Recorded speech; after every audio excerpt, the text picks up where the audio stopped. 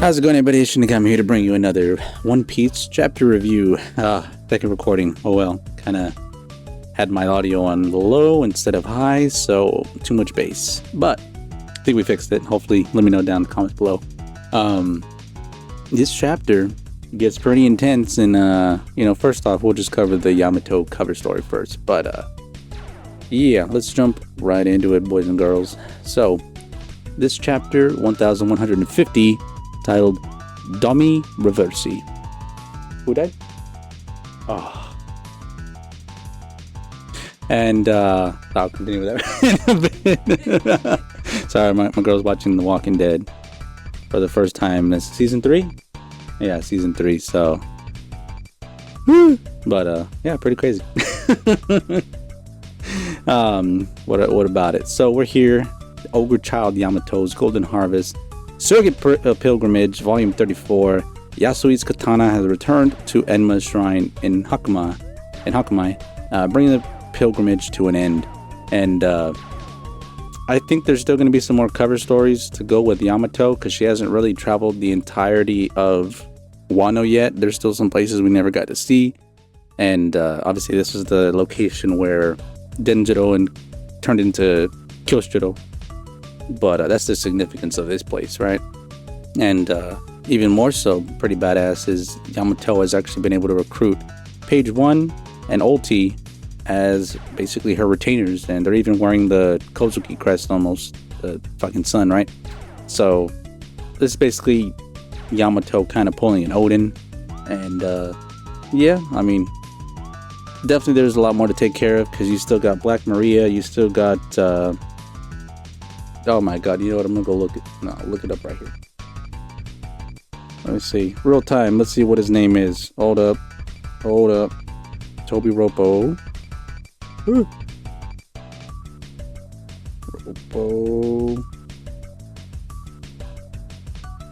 The Toby, I just say Toby. Oh, that's all one word. Okay, so yeah, there's Who's Who, which they already dealt with. Diaz Drake, which is in Sword.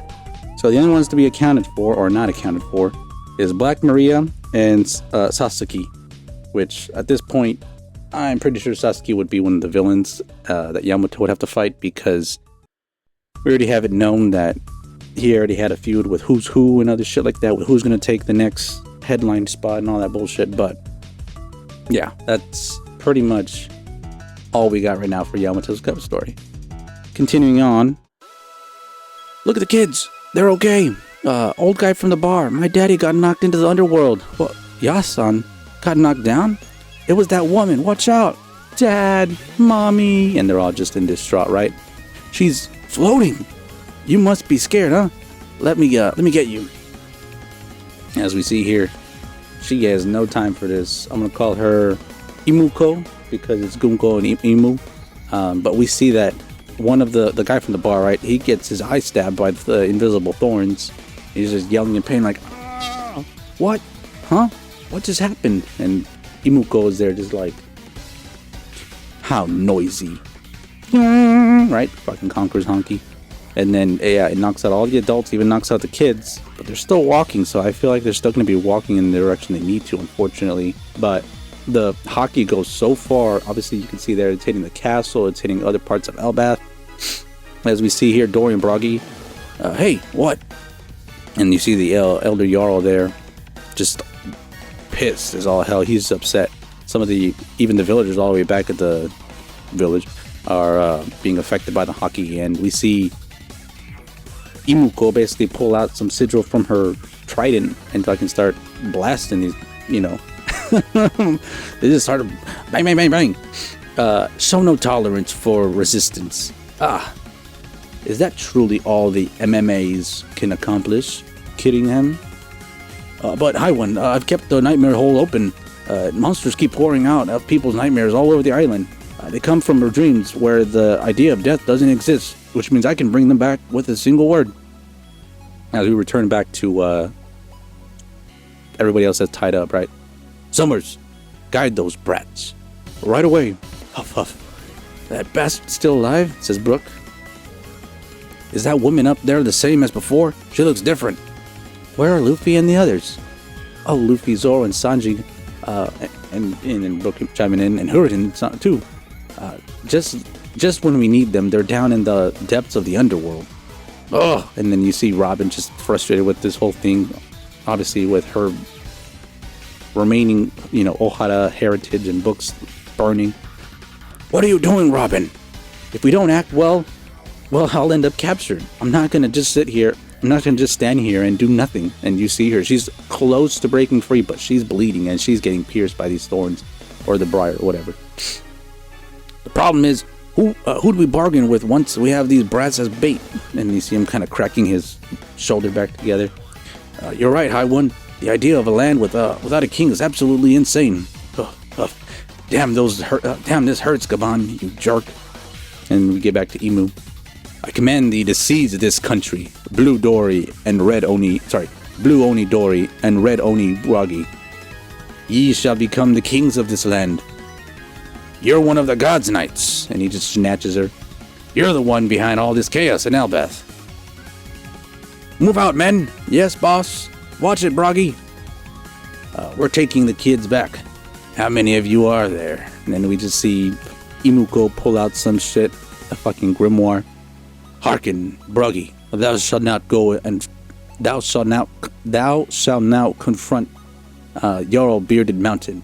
Off with his head and bear it aloft. She's doing some magic here. The dark grimoire is starting to fucking flame up and magic pouring out of it. Then before all proclaim, we are the kings of Elbeth. And, magic popping out, like I said. Shut it! You're not the one who decides our country's fate. And she pulls out like two fucking things. A dagger, grabs it, stabs him in the fucking arm, and then a big ass shotgun. Thou shalt now remain in that form. Fucking blast his fucking arm. Or fucking, I should say, his hand. Gah! I shall grant upon thee the power of evil. Gah! His arm! Ugh! What, boss? No way. His strongest arm. That woman's gonna regret that. Whatchamacallit? In exchange for a fleeting span of life, thou shalt receive an immortal body and a prodigious strength.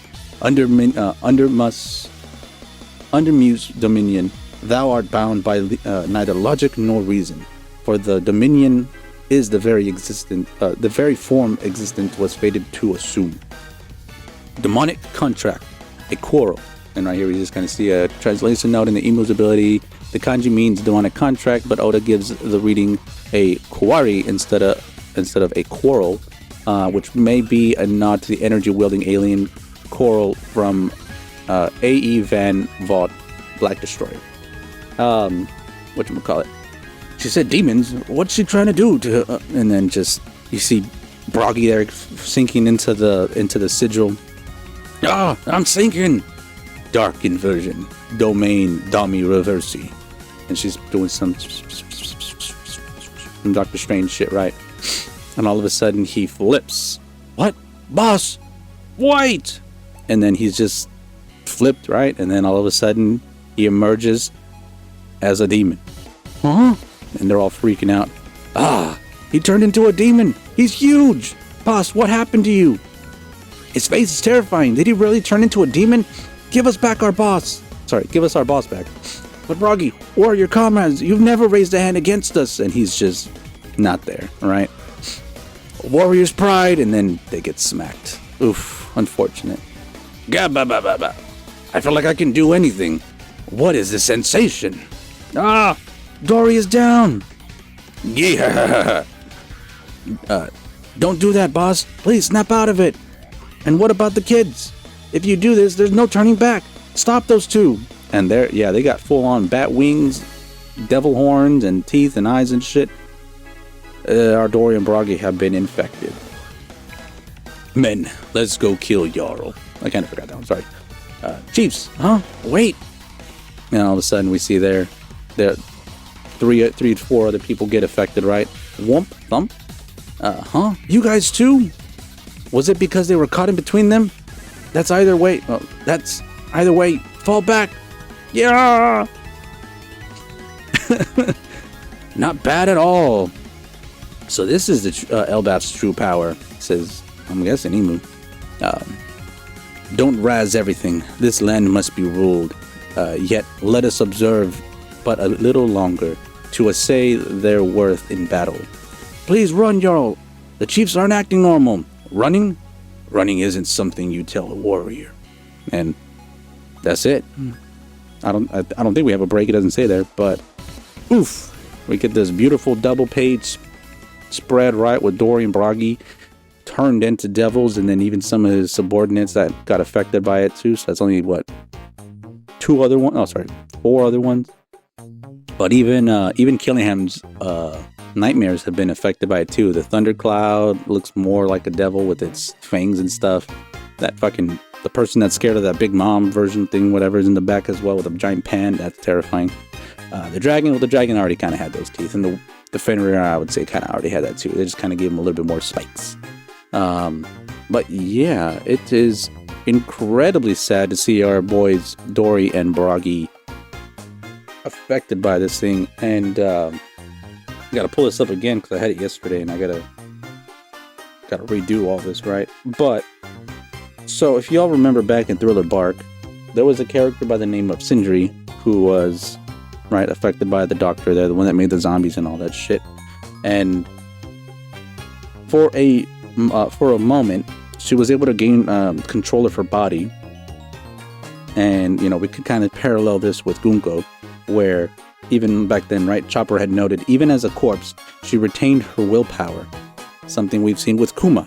And that is definitely something that a lot of One Piece theorizers and other people are kind of putting together, is that maybe it's not that there is just your soul, right?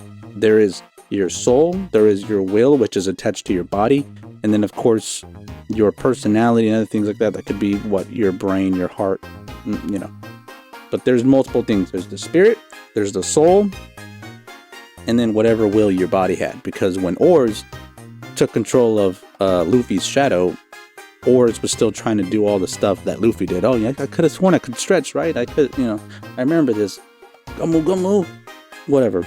And obviously it wasn't until Moria was able to influence him with his shadow to be able to stretch the body, and then Oars was just kind of thinking I knew I could stretch, but that's from Luffy. That's not from the actual person Oars.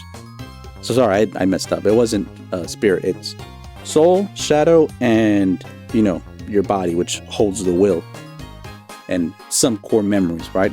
Same thing with Kuma, where he should have no soul, and he should have, maybe his shadow is still attached, not too sure. I would say yes, otherwise he would have burned. But his soul's gone, but his shadow and body are still there. And even though a lot of things that made him human are removed, what else is there to explain the fact that he was able to travel all the way from the Kamabaka Queendom over the Red Line onto Egghead, right? And defend and protect his daughter. He gave, obviously, Saturn a good fucking licking, but that's pretty much all we kind of got from him. We kind of see little glimpses after that when they were sailing towards Hellbath, where he's kind of has a little bit of a smirk on him that shows that he's aware that he's with Bonnie, but the other thing to take into note is that I'm going to go over in another video, hopefully in a couple days, with Brook, and how he even knew what the God's Knights were, what their positions are, because we get introduced to him and his little bit of backstory back on Thriller Bark, where he said he was a commander of a battle fleet, or a commodore, sorry. And some people have it, theorized and speculated that that's probably him back before Rogers and all stuff, right? Whatever kingdom he was associated with, he would have been one of the royal guards or one of the top fighters that would protect the king. Because otherwise, how is it that he knows about the God's Knights, which these characters are very mystical? Nobody else knew about it. Jinbei didn't know about it, right? And he was one of the warlords. But yet, Brook knew about them, right? And if we can kind of surmise, maybe after he lost Gunko and thought she was dead, that's when he was like, you know what, I'm just going to set sail, I'm going to be a pirate. And something else that we never really took into consideration is his skill in fighting. He's really good. He has very good swordsmanship. Obviously not on the level of Zoro and stuff like that, but I mean, where did he attain that? You see in that little flashback from the last time that, you know, he was holding it looked more like a saber instead of that straight kind of katana, you know, cane that he uses nowadays. So was he possibly going to be a God's Knight? Was he in the running for that? Was he a candidate? Because it's just kind of odd that, you know, he kind of appears and has these skills that he has. Obviously he improved greatly ever since the time skip added with his soul powers, but his fighting skills are his own, right? And he's one of the few people that actually confronted Lin, right, Big Mom over there on Whole Cake, and he wasn't scared at all. He was probably just like, yeah, I've encountered people that are way stronger than you. This is nothing, right? So I'm pretty sure all this kind of culminates into one thing. Hold up. And yeah, that'll be for another video. But the other thing that I was going to go over was Luffy's power, right, with the Nika fruit kind of mixes in together with what we're seeing here with Imu, where they're kind of pulling stuff out of the grimoire, out of nowhere. Some would say maybe out of his imagination. Definitely on par with Luffy's ability to be able to just pull out stuff out of his ass, where he's just all of a sudden just like, oh, I got a bat, I got a baseball hat, you know, oh, I'm gonna put some goggles on, whatever. And for the most part, we've only seen him pull out a handful of things, but it's already been told by Oda that he can just pull out stuff out of his imagination. It doesn't need to be real. It just, boom, there it's now it's real, right? And for the most part, he's affected the environment, making it rubbery, making it squishy, Toon Force stuff, right? But for someone with that kind of ability, you need someone to be able to be on par with that, which is why we have Killingham and now Imu seemingly possessing kind of similar abilities, except Imu's is darker and much more egregious with the whole transformation, kind of like Big Mom, where she takes a bit of your soul and then, you know, puts it into one of her homies.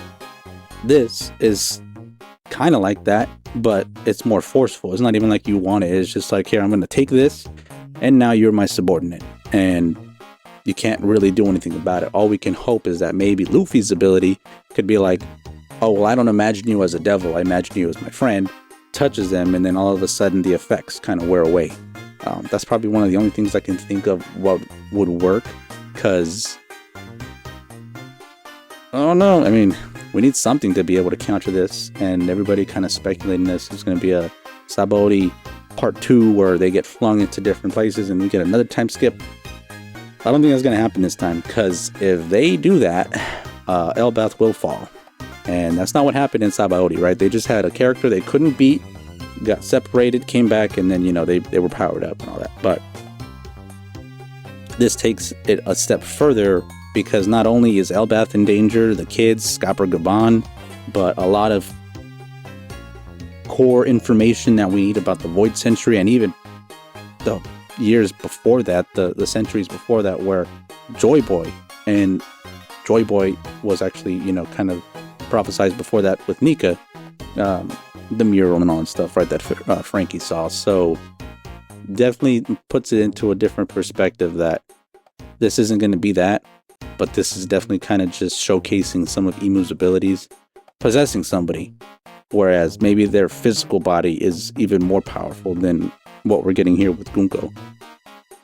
But yeah, that's all I got for now. We'll speculate more later. But it is definitely a tough battle ahead, and who knows how Luffy and the group are going to handle this, but any moment now, right? Scopper Gaban's going to be caught by Chopper, because we saw Chopper jumping down to save him, probably using Heavy Point. From there, you know, Luffy and them are going to be like, what's going on up there? Jesus Christ. And then Scopper being like, yo, the God's Knights are here. We need to act, send them back up, right? And it could be that Loki gets healed and they jump up to the... Oh, not the Sun Realm. Jesus Christ. I already forgot. But whatever, the realm that they're on right now, with the God's Knights and stuff. And then there you go. You got Sanji, Luffy, Zoro, and the rest of the new warrior pirates all together. So that's probably how we get them back into the story. But yeah, it's been about, what, 5 chapters now without Luffy really being shown at all. So Times are getting very dire, desperate, and we can only go so long with the despair kind of setting in. Gotta have some kind of hopefulness, kind of. That's what Oda's always been about. Like, he'll have it be some really fucked up, making it seem like that's it, we're ruined, like what happened in Dressrosa. And then, you know, and the moment that you really need him to come back, Luffy shows up, right? Or Zoro does what he needs to, or even, I wasn't gonna say Sanji, but he was gone. He was in Zoe at the time. But yeah, parallels definitely going on across different stories, and we've seen it play out plenty of times before. They will be able to do something, but what exactly?